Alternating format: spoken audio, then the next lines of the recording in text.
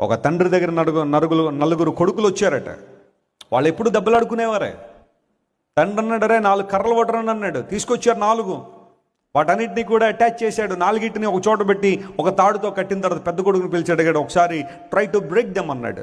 ఈ కర్రలను విరవడానికి ప్రయత్నం చేశాడు, కానీ విరవలేకపోయాడు.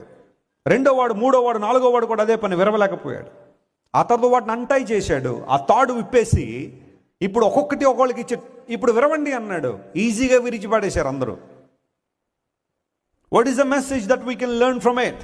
మనం నేర్చుకోవాల్సిన విషయం ఏంటంటే, ఆ 4 కర్రలు కలిసి ఉంటే ఎవరు వాటిని ఏం చేయలేకపోయారు, విరవలేకపోయారు. కానీ విడివిడిగా ఉంటే చాలా ఈజీగా విరిచిపడేశారు.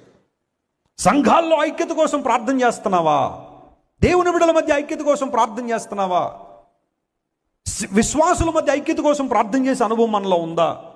కానీ రోజు రోజుకి ద్వేషాన్ని పెంచుకుంటున్నావా? అహాన్ని పెంచుకుంటున్నావా? వాళ్ళతో నేను మాట్లాడేది ఏంటండి, వీళ్ళతో నేను సంభాషించేదేంటి, వాళ్ళు నాకు ప్రైజ్లాడు చెప్పాలి కానీ నేను వాళ్ళ దగ్గరికి వెళ్ళి ప్రైజ్లాడు చెప్పడం ఏంటి, నేను అలా చేయను అని నువ్వు అంటున్నావంటే నువ్వు ఐక్యతను కాపాడడం లేదు, నువ్వు డివిజన్ను ప్రోత్సహిస్తున్నావు. కొంతమంది డివిజన్ను ప్రోత్సహించే వాళ్ళు చాలామంది ఉంటారు. జాగ్రత్త సుమా. సంఘాన్ని విడగొట్టాలనే ప్రయత్నాలు చేసేవాళ్ళు కొంతమంది ఉంటారు. దేవుని మందిరానికి వచ్చేవాళ్ళని పాడు చేయాలనే ప్రయత్నాలు చాలా మందిలో ఉంటాయి. నలుగురిని తీసుకొద్దామని ఆశ ఉండదు, కానీ ఎవరైనా వస్తే వాళ్ళు. ఒక తండ్రి దగ్గర నలుగురు కొడుకులు వచ్చారట. వాళ్ళు ఎప్పుడు దెబ్బలాడుకునేవారే. తండ్రి అన్నాడరే 4 కర్రలు పట్టరని అన్నాడు. తీసుకొచ్చారు 4.